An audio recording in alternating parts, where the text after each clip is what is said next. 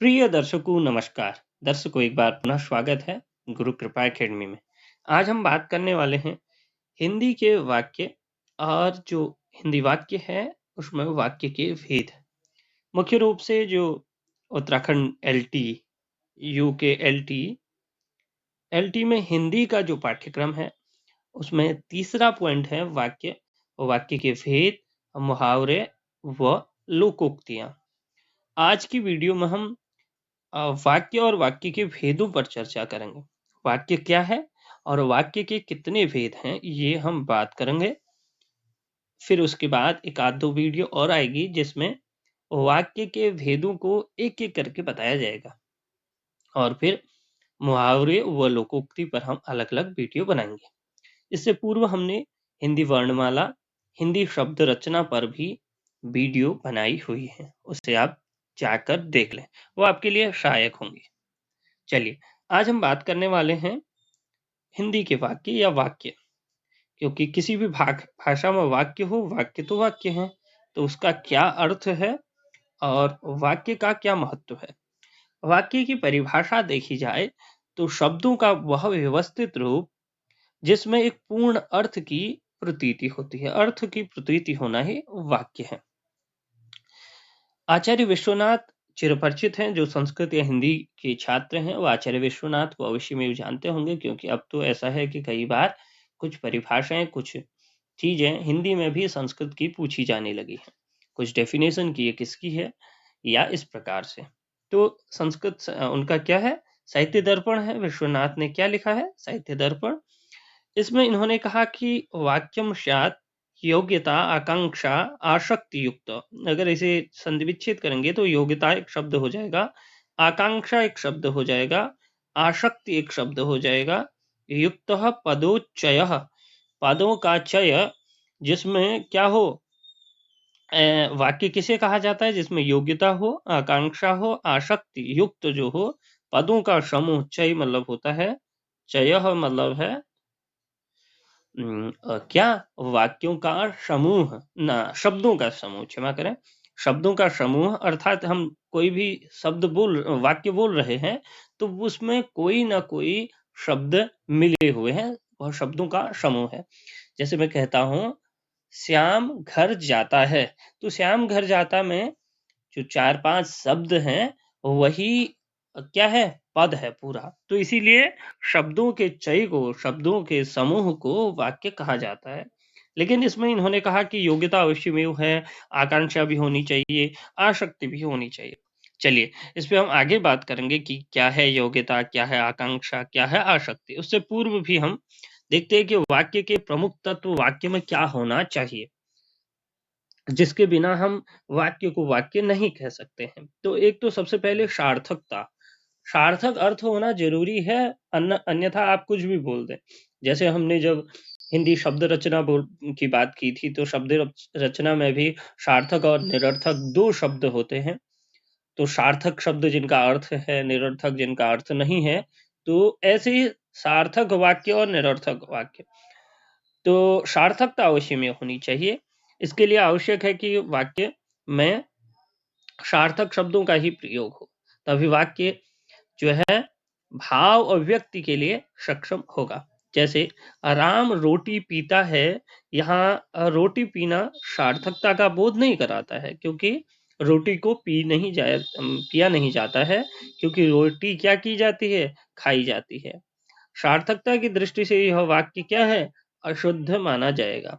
जबकि यहाँ देखिए, राम भी एक शब्द है सार्थक, रोटी भी एक शब्द है सार्थक, पीता भी एक शब्द है सार्थक, और है भी एक शब्द है सार्थक। ये सारे शब्द सार्थक शब्द हैं, फिर भी यह सार्थक वाक्य नहीं है। तो यह भी आपको ध्यान रखना है।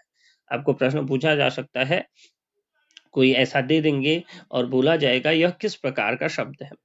इस प्रकार की जो त्रुटियां हैं उसे सार्थक और निरर्थक में रखा जाता है, तो आपको यह ध्यान रखना होगा। सार्थकता की दृष्टि से यह वाक्य क्या होगा, राम रोटी खाता है। इस वाक्य में पढ़ते ही पाठक के मस्तिष्क में वाक्य की सार्थकता उपलब्ध हो जाती है। कहने का आशय है कि वाक्य का यह तत्व वाक्य रचना की दृष्टि से अनिवार्य है। इसके अभाव में अर्थ का अनर्थ हो जाता है, क्योंकि कुछ का कुछ हो जाता है। कई बार यह दोष कई लोग मतलब बोलते ही बोलते हैं कि जो सिंगुलर है उसके लिए प्लूरल यूज होता है, या स्त्रीलिंग के लिए पुल्लिंग यूज करते हैं कई लोग, तो यह निरर्थक की श्रेणी में ही आएगा। इसके अलावा पद क्रम का भी अवश्यमेव ध्यान रखना चाहिए। पद अर्थात एक एक शब्द का क्रम किस प्रकार से होना चाहिए। कुछ भी बोल दो ऐसा नहीं होता है, उसका फिर अर्थ का अनर्थ हो जाता है।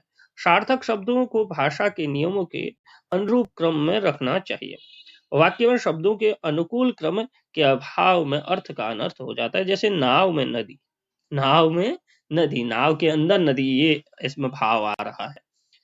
लेकिन शब्द ठीक है और नाव भी ठीक है, मैं भी ठीक है, नदी भी ठीक है भी ठीक है। इस वाक्य में सभी शब्द क्या है, सार्थक है, फिर भी क्रम के अभाव में वाक्य गलत है। सही क्रम करने पर नदी में नाव है, यह वाक्य बन जाता है जो शुद्ध है। तो ये आपको ध्यान रखना है कि पद का जो क्रम है, पद अर्थात जो शब्दों का जो क्रम है, वह भी ढंग से हो। अन्यथा कुछ भी बोल दो आप, शब्द ही तो है, वो आगे पीछे करके बोल दीजिए, लेकिन उससे क्या होगा, अर्थ का अनर्थ हो जाएगा। इसके अलावा जो हमने पीछे योग्यता, आकांक्षा, आसक्ति इत्यादि देखा था, उसमें हम योग्यता को भी जानते हैं। योग्यता है क्या? योग्यता वाक्य में सार्थक शब्दों के भाषानुकूल क्रमबद्ध होने के साथ साथ उसमें योग्यता अनिवार्य तत्व है। ये सारे जो तत्व बताए जा रहे हैं आपको, ये वाक्य के लिए अनिवार्य तत्व है। प्रसंग के अनुकूल वाक्य में भावों का बोध कराने वाली योग्यता या क्षमता होनी चाहिए। अर्थात जैसा प्रसंग है वैसा भाव अनुकूल होना चाहिए। भाव से पता चल जाए हाँ आप क्या कहना चाह रहे हैं। इसके अभाव में वाक्य अशुद्ध हो जाता है। जैसे हिरण उड़ता है, इसमें क्या है, भाव का अभाव है। आपसे कोई बोल दे कि हिरण उड़ता है, या कुत्ता जो है उड़ रहा है, तो इसमें भाव नहीं है। क्यों? क्योंकि कुत्ता उड़ नहीं सकता है। यहाँ पर उड़ने की परंपरा जो है, उड़ना जो है, परस्पर इसमें योग्यता नहीं है हिरण और उड़ने में, अतः यह वाक्य अशुद्ध है। यहाँ पर उड़ने के स्थान पर चलना या दौड़ना लिखा जाए तो वाक्य शुद्ध हो जाएगा। तो यह इसकी योग्यता है। एक वाक्य की, एक शब्द की अपनी एक योग्यता होती है, वह योग्यता होनी भी जरूरी है। इसके बाद हम बात करेंगे आकांक्षा, जो हमने पीछे पढ़े थे, योग्यता, आकांक्षा, आसक्ति आदि, तो वही हम यहाँ बात कर रहे हैं। श्रोता की जिज्ञासा ही क्या है, आकांक्षा है। वाक्य भाव की दृष्टि से इतना पूर्ण होना चाहिए कि भाव को समझने के लिए कुछ जानने की इच्छा या आवश्यकता न हो। अर्थात आप जो बात कहते हैं वो कंप्लीट होनी चाहिए। दूसरे शब्दों में किसी ऐसे शब्द या समूह की कमी न हो जिसके बिना अर्थ स्पष्ट न हो। उदाहरण के लिए कोई व्यक्ति हमारे सामने आया और हम केवल उससे बोले कि तुम, केवल बोला तुम, और क्या वो समझ जाएगा कुछ? मतलब जब तक हम कुछ ना कहेंगे तुम सही हो, तुम्हारा स्वास्थ्य सही है, तुम कहाँ से आए, खाली बोले तुम, या बोले जाओ, अब जाओ, कहाँ जाओ, यहाँ से जाओ या कहीं और जाना है, तो जब तक हम पूरी तरह नहीं बताएंगे उसे कुछ समझ में नहीं आएगा। यदि कहें कि अमुक कार्य को करो, तुम यह कार्य करो, तो पूरी बात समझ आएगी।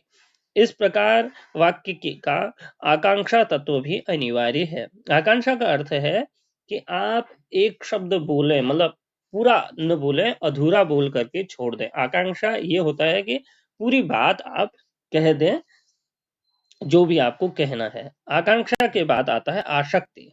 आसक्ति देखिए आप क्या है, एक पद सुनने के बाद उच्चारित अन्य पदों के सुनने के समय के संबंध में जो बात है वो आसक्ति कहलाती है। जैसे हमने कहा कि एक बात आज कही, हमने कहा तुम, कल कहा घर, परसों कहा जाओ, तो ये क्या इसमें आसक्ति है? नहीं।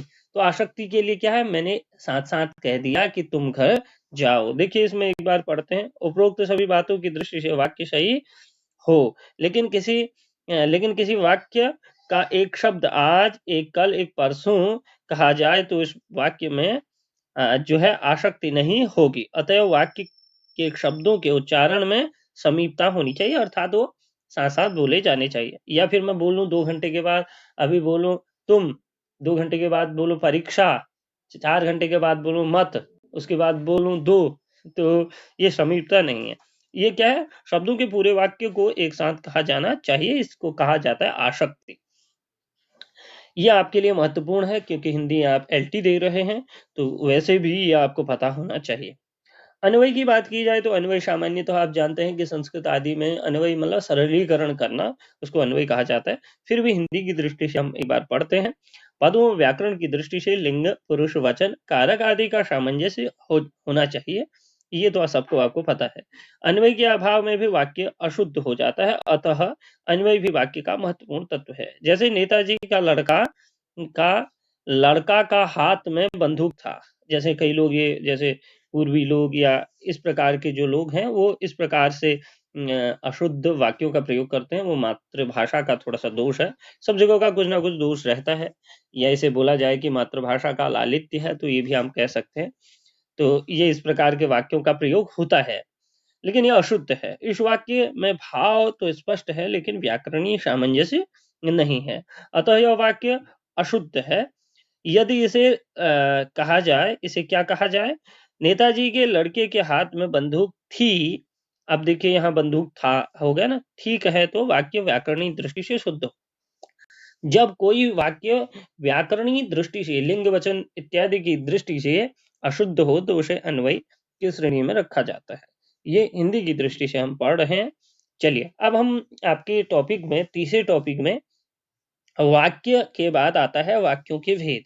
वाक्य के भेद की बात करी जाए तो वाक्यों का वर्गीकरण दो आधार पर किया जाता है। सबसे पहले तो वाक्यों का वर्गीकरण अर्थात भेद जो है दो प्रकार से किया जाता है, एक रचना के आधार पर, एक अर्थ के आधार पर। वाक्य एक तो रचना के आधार पर होगा, एक वाक्य क्या होगा? अर्थ के आधार पर होगा।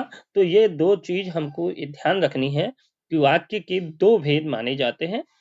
वर्गीकरण दो भागों में किया जाता है। अब रचना के आधार पर बात की जाए तो रचना के आधार पर वाक्यों के 3 भेद होते हैं, 3 प्रकार होते हैं। सरल वाक्य, मिश्र वाक्य, संयुक्त वाक्य। ये कई बार परीक्षाओं में पूछा जाता है, कई परीक्षाओं में। केवल यही नहीं, उत्तराखंड एलटी का ही नहीं, सीटीईटी में भी कई बार ये मिश्र वाक्य है या फिर ये संयुक्त वाक्य है या ये सरल वाक्य है, इस प्रकार के प्रश्न पूछे जाते हैं। तो ये आपके लिए हर परीक्षा की दृष्टि से अत्यधिक महत्वपूर्ण है, इसे समझना। वैसे इसके विषय में हम अगली वीडियो में बात करेंगे। अभी हम केवल इनके भेद पर आपको पढ़ाएँगे। उसके बाद एक वीडियो में हम बताएँगे कि क्या सरल वाक्य है उदाहरण सहित, क्या मिश्र वाक्य है और क्या संयुक्त वाक्य है। चलिए, अब हमने जान लिया रचना के आधार पर। अब हम जानते हैं अर्थ के आधार पर वाक्यों के जो हैं क्या है भेद। अर्थ के आधार पर इसके 8 भेद हैं, 8 भेद हैं। जैसे हमने जाना था कि जो वाक्य है उसके भेद 2 प्रकार से हैं। तो उसमें अर्थ के आधार पर जो है, अर्थ के आधार पर इसके 8 भेद हैं। 8 भेद कौन-कौन से हैं? विधिवाचक वाक्य, निषेधवाचक वाक्य और आज्ञावाचक वाक्य, विस्मय वाचक वाक्य, संदेहवाचक वाक्य, अनिच्छावाचक वाक्य, संकेत वाचक वाक्य, प्रश्नवाचक वाक्य। इस प्रकार ये 8 जो है इसके भेद हैं। आज की कक्षा में बस इतना ही, बस इन्हें एक बार देख लीजिएगा। वैसे कुछ चीज़ें तो आपको पता ही होंगी, जैसे निषेध है, जैसे विस्मय है, जैसे संकेत वाचक हो सकता है, प्रश्नवाचक तो आप जानते ही हैं। तो इसमें से 4-5 आप जानते हैं और इनका विधिवत हम अध्ययन करेंगे कि किस प्रकार से होते हैं, इनका क्या अर्थ है और कई बार प्रश्न पूछे भी जाते हैं क्योंकि आप उत्तराखंड एलटी दे रहे हैं तो संभवतः जो आपका सिलेबस है वो छोटा है, तो ये मान के चलिए छोटा सिलेबस होने का नुकसान भी होता है। छोटा तो क्या माने मतलब ज़्यादा बड़ा नहीं है, लेकिन ये है कि छोटा सिलेबस में एक-एक चीज़ डीपली पूछ सकता है, इसीलिए तैयार रहें और अ, ये आपके लिए एक बहुत बड़ा गोल्डन चांस है कि आप इस परीक्षा को पास कर पाएँ। आज की वीडियो में बस इतना ही।